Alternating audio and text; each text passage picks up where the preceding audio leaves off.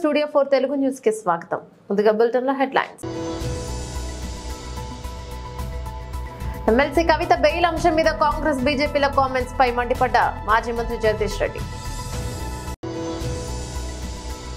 December 9న Telangana తల్లి విగ్రహ ప్రారంభోత్సవానికి మిలియన్ మార్చ్ లెక్క రావాలి, ముఖ్యమంత్రి రేవంత్ రెడ్డి.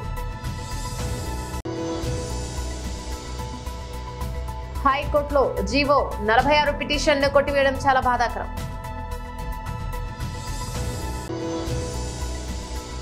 సోనియా గాంధీ లేకుంటే తెలంగాణ ఇంకా 50 ఏళ్లకైనా వచ్చేది కాదు, మంత్రి కోమటిరెడ్డి వెంకటరెడ్డి. డీటెయిల్స్ చూస్తే ఎమ్మెల్సీ కవిత బెయిల్ అంశం మీద కాంగ్రెస్ బీజేపీల కామెంట్స్ పై మండిపడ్డ మాజీ మంత్రి జగదీష్ రెడ్డి. మీడియా మిత్రులందరికీ నమస్కారం. బీఆర్ఎస్ పార్టీ శాసనమండలి సభ్యురాలు కవిత గారి బెయిల్ విషయంలో కొంతమంది చిల్లర మాటలు మాట్లాడుతున్నారు. బెయిల్ రావడం అనేది, బెయిల్ తీసుకోవడం అనేది ఆమె హక్కు. ఆ బెయిల్ పైన కొంతమంది బాధ్యతల్లో ఉన్న వాళ్ళు కూడా సోయి లేకుండా మాట్లాడుతున్నారు. ఒకవైపు బీజేపీ నుంచి కావచ్చు, ఇంకోవైపు కాంగ్రెస్ నుంచి కావచ్చు. కోర్టును తప్పుపట్టే పద్ధతుల్లో, సుప్రీంకోర్టునే తప్పుపట్టే పద్ధతుల్లో వాళ్ళ తెలివి తక్కువతనాన్ని, వాళ్ళ మూర్ఖత్వాన్ని బయటపెట్టుకుంటున్నారు.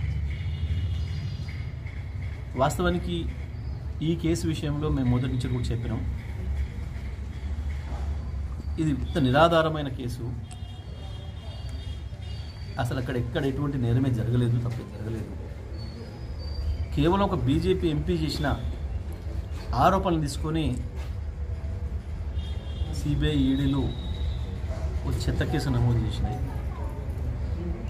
బహుశా నాకు తెలిసి చరిత్రలో ఈడీ సిబిఐలు చేసిన పరమ చెత్త కేసుల్లో ఇది ఒకటే ఉంటుంది, లేదా ఇది నెంబర్ 1 ఉంటుంది. ఈ కేసు ఎక్కడ ఏ చిన్న ఆధారం లేకుండా, ఎక్కడ ₹1 మాది నష్టం జరిగింది అని ఎవరు కాంప్లైంట్ ఇవ్వకుండా, మా డబ్బులు ఏదో బ్యాంకుల నుంచి ఎవరో తీసుకుంటుంది ఇంకోరు చెప్పకుండా, లేదా ఎటువంటి నగదు దొరకకుండా, ఈ పలానా బ్యాంక్ నుంచి పలానా బ్యాంక్కి ఏదైనా అక్రమంగా ట్రాన్స్ఫర్ అయిందనే ఒక ఆధారం లేకుండా, ఏది లేకుండా మూపబడ్డ కేసు. కేవలం పార్లమెంట్ ఎలక్షన్ల సందర్భంలో ఇక్కడ కేసీఆర్ గారిని, అక్కడ కేజ్రీవాల్ గారిని ఇబ్బంది పెట్టడం కొరకు మోడీ అండ్ కో కలిసి చేసిన కుట్రలో భాగంగా వచ్చిన కేసు తప్ప ఇది వాస్తవానికి ఏం ఆధారాలు లేవు. నిన్న మనం చూసినాం సుప్రీంకోర్టులో వాదనల సందర్భంలో సిబిఐ ఈడీకి సంబంధించిన న్యాయవాదులు ఏ రకంగా ఇబ్బంది పడ్డారో మాట్లాడడానికి, చెప్పడానికి, ఆధారాలు లేని ఆధారాల కొరకు ప్రయత్నం చేసి ఎట్లా వాళ్ళు సతమతమైన మనం చూసాం. వాస్తవానికి పట్టపగలు దొరికి నోట్ల కట్టలతో దొరికిన వాళ్ళేమో బెయిల్ మీద వచ్చి అధికారం చెలాయిస్తారు. ఏ ఆధారాలు లేని కేసు, అక్రమ కేసును పెట్టిన వాళ్ళు బెయిల్ మీద వస్తేనేమో ఈ రకంగా ఏడుస్తున్నారు. వాస్తవం చెప్పాలంటే ఇవాళ కాంగ్రెస్ పార్టీ పరిస్థితి ఎట్లా ఉందంటే, మోడీకి బీ టీమ్గా ఉంది తెలంగాణలో కాంగ్రెస్ పార్టీ, తెలంగాణ ప్రభుత్వం మోడీకి బీ టీమ్గా పనిచేస్తూ ఉంది. మొట్టమొదటి బండి సంజయ్ కావచ్చు, కిషన్ రెడ్డి కావచ్చు, బీజేపీ నాయకులు అది ఆలోచించుకోండి. మోడీ మిమ్మల్ని లెక్కపెట్టడం లేదు. ఎప్పటికైనా రేవంత్ అనే మనిషి తెలంగాణలో ఉన్న పద్ధతుల్లో మోడీ గారి వ్యవహారం ఉంది. వాల్మీకి కుంభకోణం కేసులో ఇంత స్పష్టంగా 180 కోట్ల రూపాయలు బ్యాంకుల ద్వారా మారి తెలంగాణకు 45 కోట్ల రూపాయలు పైగా వచ్చి స్వయంగా కాంగ్రెస్ పార్టీకి సంబంధించిన నాయకుల అకౌంట్లలో కూడా వచ్చి అక్కడ ఆధారాలు రెడీగా ఉంటాయి. ఎందుకు నోరు మెదుపుతలేరు కిషన్ రెడ్డి కావచ్చు, బండి సంజయ్ కావచ్చు, బీజేపీ రాష్ట్రానికి ఎందుకు మాట్లాడతలేరు? ఎందుకు రేవంత్ రెడ్డిని కాపాడే ప్రయత్నం చేస్తున్నారు? ఎందుకు తెలంగాణ కాంగ్రెస్ని కాపాడే ప్రయత్నం చేస్తున్నారు? ఇది ప్రజలందరికీ కూడా అర్థమవుతుంది. తెలంగాణ కాంగ్రెస్ మోడీ బీ టీం తప్ప ఇంకొకటి కాదు. అందుకే ఇద్దరు కలిసి ఇప్పటికి కూడా వాస్తవానికి ఇవాళ రాష్ట్రంలో అధికారంలో ఉన్న కాంగ్రెస్ పార్టీ పైన దాని ఫెయిల్యూర్స్ పైన మాట్లాడాల్సిన బీజేపీ ఇంకా కేసీఆర్ పైన అక్కసు వెలగక్కుతుంది. 9 నెలలైన పరిపాలన చేతగాక కాంగ్రెస్ పార్టీ మేమే మంత్రులం, బీఆర్ఎస్ పార్టీనే ముఖ్యమంత్రి, మంత్రులన్న పద్ధతులు మా మీద దాడి చేస్తుంది. రెండు కలిసి ఇంకా కేసీఆర్ పైన బీజేపీ బీఆర్ఎస్ పైన దాడి చేస్తున్నాయంటే వాళ్ళ బలహీనత ఏందో అర్థమవుతుంది, వాళ్ళ ఐక్యత ఏందో అర్థమవుతుంది. ఎవరేం చెప్పినా ఈ కేసు అనేదే ఢిల్లీ లిక్కర్ స్కామ్ అనేది ఒక బీజేపీ కుట్ర తప్ప అది ఒక చెత్త ఆధారం లేని చెత్త కేసు తప్ప ఇంకోటి కాదు. మేము మొదటి నుంచి చూపించినట్టుగానే కవిత గారు చాలా స్వచ్ఛంగా బయటకు వచ్చింది. ఆ సందర్భంలో సుప్రీంకోర్టు జడ్జిలు చేసిన కామెంట్స్ని చూస్తేనే మనకు ఆ కేసులో ఏం పసలేదనే విషయం స్పష్టంగా అర్థమవుతుంది. నేను ఏమంటున్నా, ఇక్కడ మాకు స్కోపే లేదు విలీనాల గురించి పొత్తుల గురించి మాట్లాడడానికి. ఎందుకంటే ఇక్కడ ఉన్నది మోడీకి ఏ టీం బి టీం, ఇక్కడ రెండే ఉన్నాయి. ఇక్కడ ఎప్పుడనేది సమస్య, రేవంత్ రెడ్డి మోడీతో ప్రత్యక్షంగా ఎప్పుడు కలిసి అనేది సమస్య తప్ప ఇది ఇక్కడ ఇంకా చర్చ లేదు. పాపం అది తెలియక డిసెంబర్ 9 తెలంగాణ తల్లి విగ్రహ ప్రారంభోత్సవానికి మిలియన్ మార్చ్ లెక్క రావాలి. ముఖ్యమంత్రి రేవంత్ రెడ్డి డిసెంబర్ 9 నాడు పెద్ద ఎత్తున వేలాది మందిని నక్లెస్ రోడ్డు మొత్తం ఆనాడు తెలంగాణ సాధనలో ఏ విధంగా అయితే మిలియన్ మార్చ్ చేసి తెలంగాణ ఆకాంక్షను వెలిబుచ్చిండ్రో ఆ స్థాయిలో తెలంగాణ ప్రజలందరూ కూడా తెలంగాణ తల్లి యొక్క విగ్రహ ప్రారంభోత్సవ కార్యక్రమానికి డిసెంబర్ 9 నాడు తరలి వచ్చి పెద్ద ఎత్తున కార్యక్రమాన్ని మనం చేసుకోవాలని ప్రభుత్వం నిర్ణయించింది. ఈరోజు సచివాలయంలో తెలంగాణ తల్లి యొక్క విగ్రహ ఏర్పాటు ప్రక్రియలో ప్రత్యక్షంగా పాల్గొనడము నాకు నిజంగా అదృష్టంగా భావిస్తున్నాను. నేను ఈ అవకాశం చాలా అరుదు, ఎప్పుడో ఒకసారి ఎవరికో ఒకరికి ఇట్లాంటి అవకాశం వస్తుంది. ఈ అవకాశం నాకు రావడం, నా మంత్రివర్గ సహచరులు పెద్దలందరూ ఈ కార్యక్రమంలో నన్ను ముఖ్య అతిథిగా పిలవడం, ఈ కార్యక్రమాన్ని వేద పండితుల సమక్షంలో ఈ కార్యక్రమాన్ని చేసుకోవడం చాలా సంతోషం. మీడియా మిత్రులందరికీ కూడా ఈ కార్యక్రమానికి వచ్చినందుకు మనస్ఫూర్తిగా మీకు అందరికీ అభినందనలు తెలియజేస్తూ పెద్ద ఎత్తున డిసెంబర్ 9 నాడు విగ్రహ ప్రతిష్ట విగ్రహ ప్రారంభోత్సవ కార్యక్రమాన్ని ఏర్పాటు చేసుకుందామని తెలియజేస్తూ మీ అందరి దగ్గర సెలవు తీసుకుంటున్న మిత్రులారా ధన్యవాదాలు. హైకోర్టులో జీవో 46 పిటిషన్లు కొట్టివేయడం చాలా బాధాకరం. ఎంతో మంది నిరుద్యోగుల జీవో 46 బాధితుల పోరాటాన్ని ప్రభుత్వం పట్టించుకోవడం లేదని ఒక న్యాయం చేయమని కోర్టు మెట్లెక్కితే ఇక్కడ కూడా నిరాశ ఎదురైంది. నిరుద్యోగులు ఎవరు బాధపడద్దు, నిరాశ చెందొద్దు. జీవో 46 ను రద్దు చేసేంత వరకు పోరాడదాం. ఓవెత్తున ఉద్యమిస్తూనే ఉందాం. పోరాడితే పోయేదేం లేదు, బానిస సంఖ్యలు తప్ప. 46 విషయంలో జీవో 46 బాధితులు వేసినటువంటి పిటిషన్ను ఈరోజు హైకోర్టు కొట్టివేయడం నిజంగా జియో 46 బాధితులందరినీ కూడా నిరాశపరిచింది. మాకు కోర్టు అయినా న్యాయం చేస్తాయనే నమ్మకంతో ఈరోజు వందలాది మంది వాళ్ళు జొమాటోలు చేసి దాని తర్వాత క్యాటరింగ్ చేసి కూలి పని చేసి వాళ్ళు రూపాయి కూడబట్టి లాయర్లను పెట్టి ఈరోజు హైకోర్టులో పిటిషన్ వేస్తే ఆ పిటిషన్ కూడా మరి కొట్టివేయబడడం నిజంగా చాలా దురదృష్టకరం. గౌరవ హైకోర్టు మీద, గౌరవ న్యాయస్థానాల మీద మాకు సంపూర్ణమైనటువంటి విశ్వాసం ఉంది.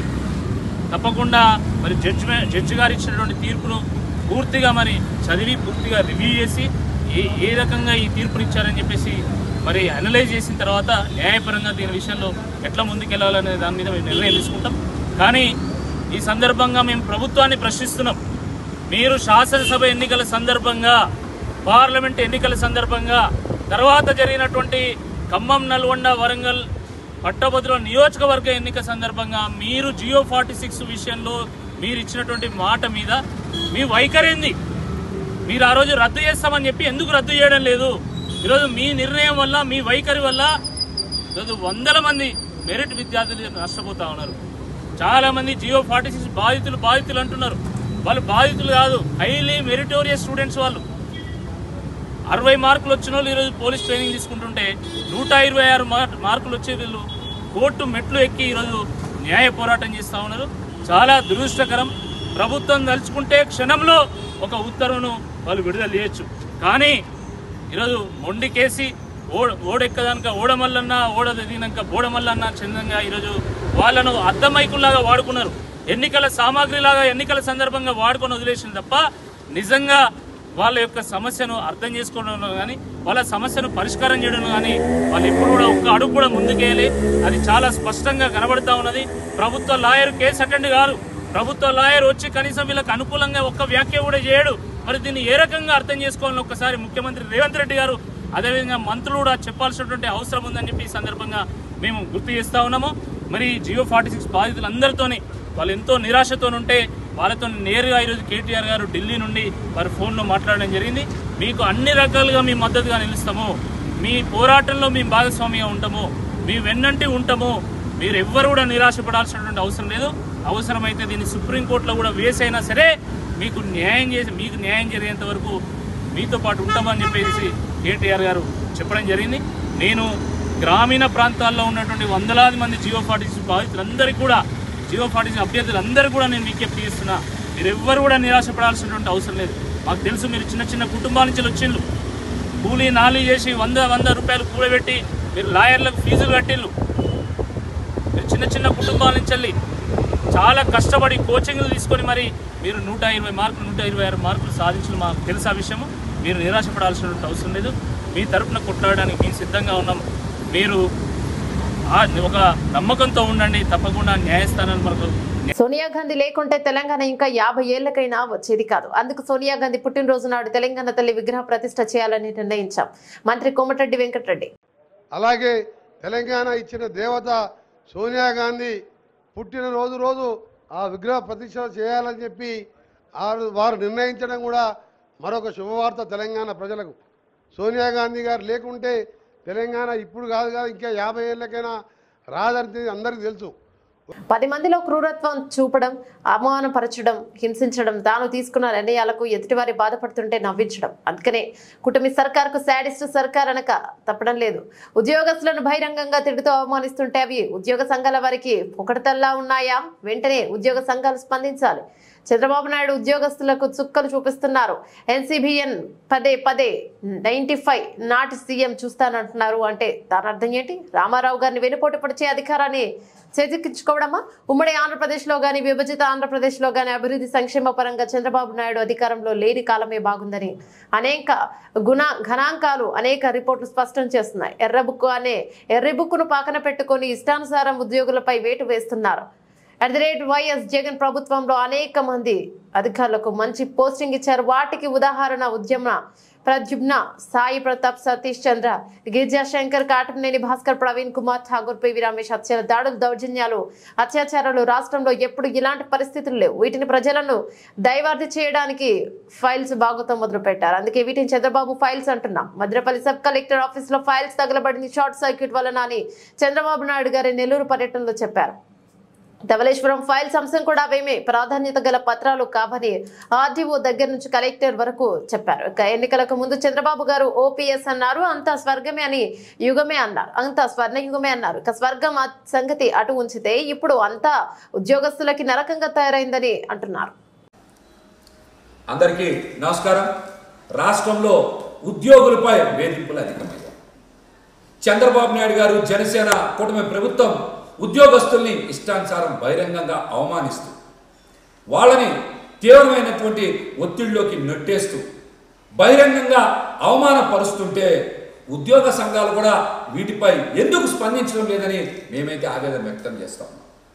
చంద్రబాబు నాయుడు గారు చూశారు కదా, బహిరంగంగానే చాలామంది అధికారులు మీరు నిద్రపోతున్నారు, మీకు మర్యాదగా చెప్తే అర్థం కాదా, ఒళ్ళు దగ్గర పెట్టుకోండి, ఇంకా తమాషాలు చేస్తున్నారు ఏంటని ఇష్టానుసారం మాట్లాడుతున్నారు.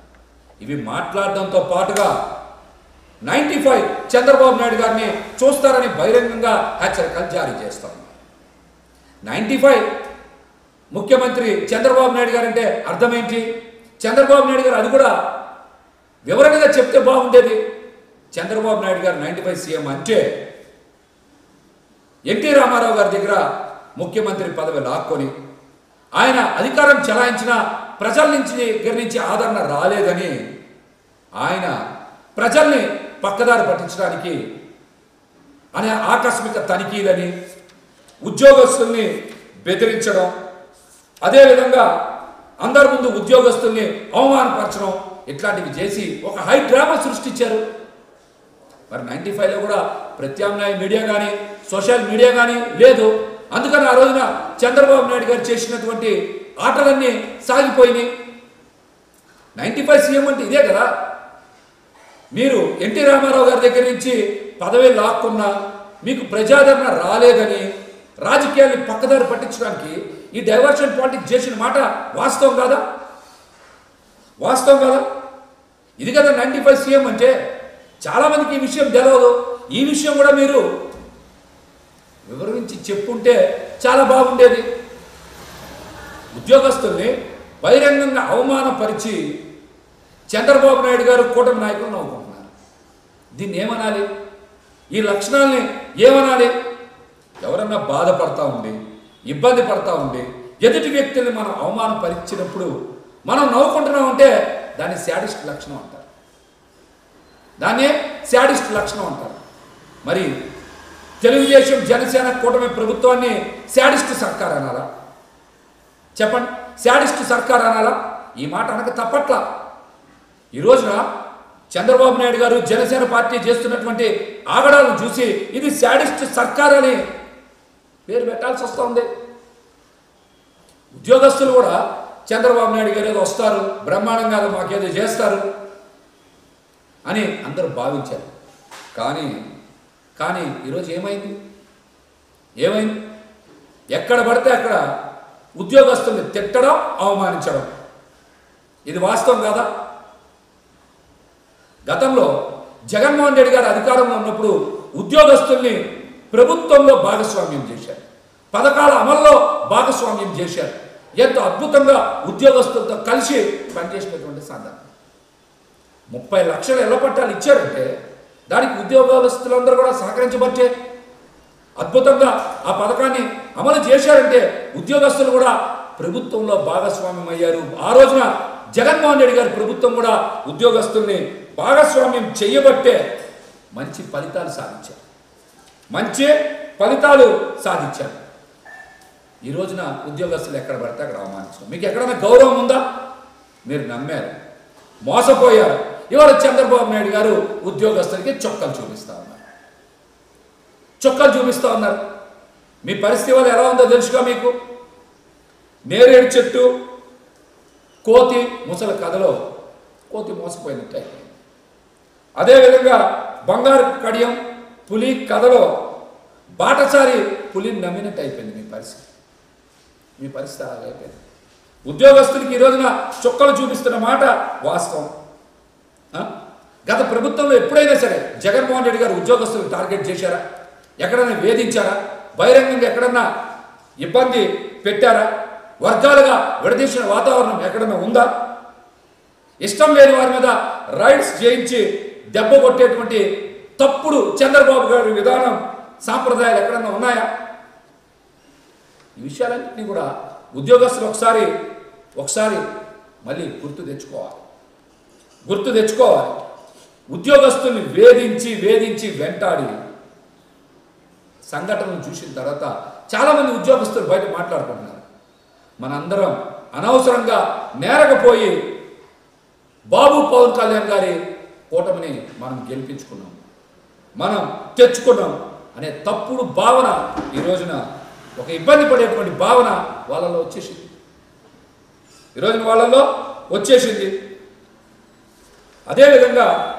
అదేవిధంగా మీరు చూస్తే గతంలో అనేక గణాంకాలు తీసుకోండి. దీని మీద ఎక్కడైనా సరే బహిరంగ చర్చకు కూడా మేము సిద్ధం. చంద్రబాబు నాయుడు గారు అధికారంలో ఉన్నప్పుడు చంద్రబాబు నాయుడు గారు అధికారంలో లేనప్పుడు అభివృద్ధి సంక్షేమం చంద్రబాబు నాయుడు గారు అధికారంలో పాలనలో లేనప్పుడే చాలా బ్రహ్మాండంగా జరిగాయని గణాంకాలు అయితే వివరిస్తూ ఉన్నాయి. దీని మీద ఎవరితో అయినా సరే బహిరంగ చర్చకు సిద్ధమని కూడా మేమైతే తెలియజేస్తున్నాం. మరి ఎంతో అనుభవం ఉంది, అద్భుతమైనటువంటి పాలన చేస్తారు, చంద్రబాబు గారిని చూసి నేర్చుకోవాలని చాలామంది మాట్లాడుతూ ఉన్నారు. మరి చంద్రబాబు నాయుడు గారు కనీసం బడ్జెట్ ప్రవేశపెట్టలేకపోయారంటే ఆయన అనుభవం దేనికోసం, ఆయనకి దేంట్లో అనుభవం ఉంది, దీని మీద కూడా ఒకసారి ప్రజలు ఆలోచన చేయాలి. ఆయన్ని పొగిడేటువంటి వ్యక్తులు కూడా ఆలోచన చేయాలి. బడ్జెట్ ఎందుకు ప్రవేశపెట్టలేకపోయారు? ఇంద్రుడు చంద్రుడు అని పొగిడారు కదా, బడ్జెట్ ప్రవేశపెట్టలేనప్పుడు మీరు ఎందుకు మాట్లాడట్లా? దీని మీద ప్రజలు కూడా ప్రశ్నించాలి. రాష్ట్రంలో ఎర్ర బుక్ అనే ఒక ఎర్రి బుక్ను పట్టుకొని ఎవరిని పడితే వాళ్ళని వేధిస్తా ఉన్నారు ఇష్టానుసారం.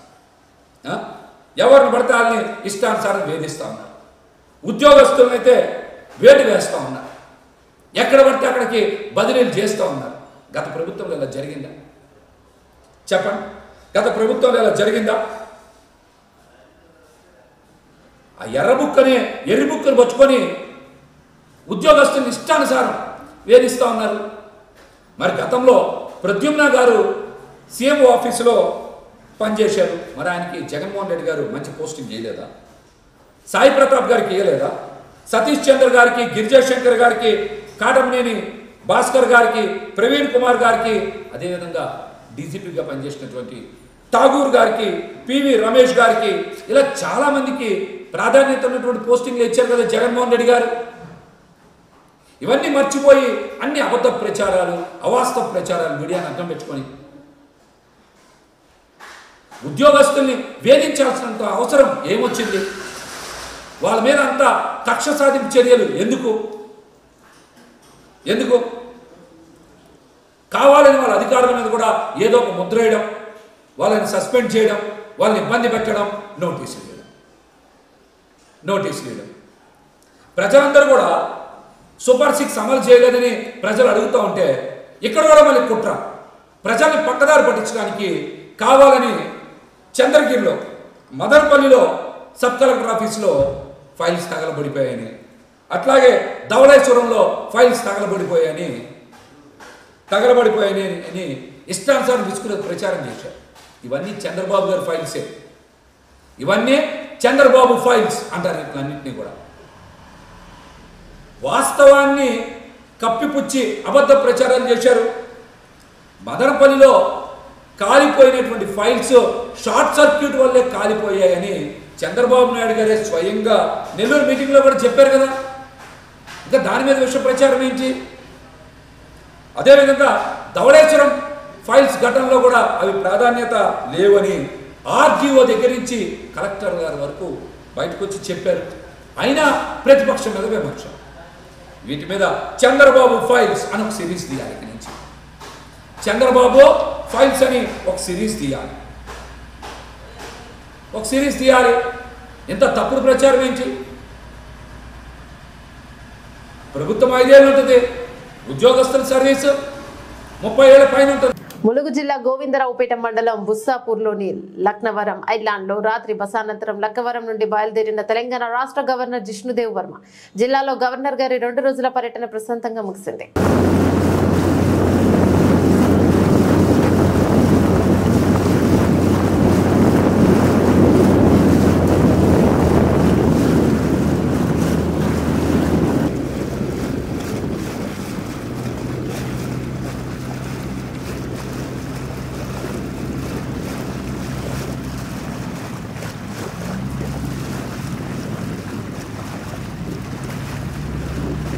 క్లోజర్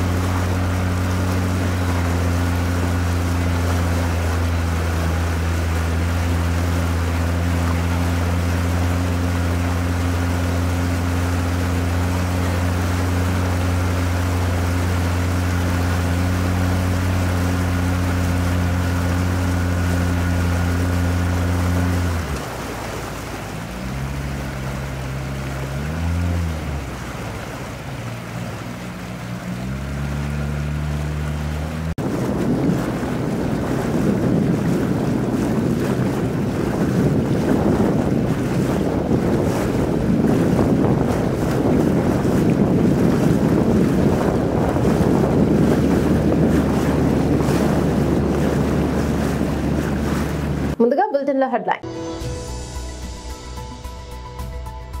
ఎమ్మెల్సీ కవిత బెయిల్ అంశం మీద కాంగ్రెస్ బీజేపీల కామెంట్స్ పై మండిపడ్డ మాజీ మంత్రి జగదీష్ రెడ్డి. డిసెంబర్ 9న తెలంగాణ తల్లి విగ్రహ ప్రారంభోత్సవానికి మిలియన్ మార్చ్ లెక్క రావాలి ముఖ్యమంత్రి రేవంత్ రెడ్డి. హైకోర్టులో జీవో 46 పిటిషన్ను కొట్టివేయడం చాలా బాధాకరం.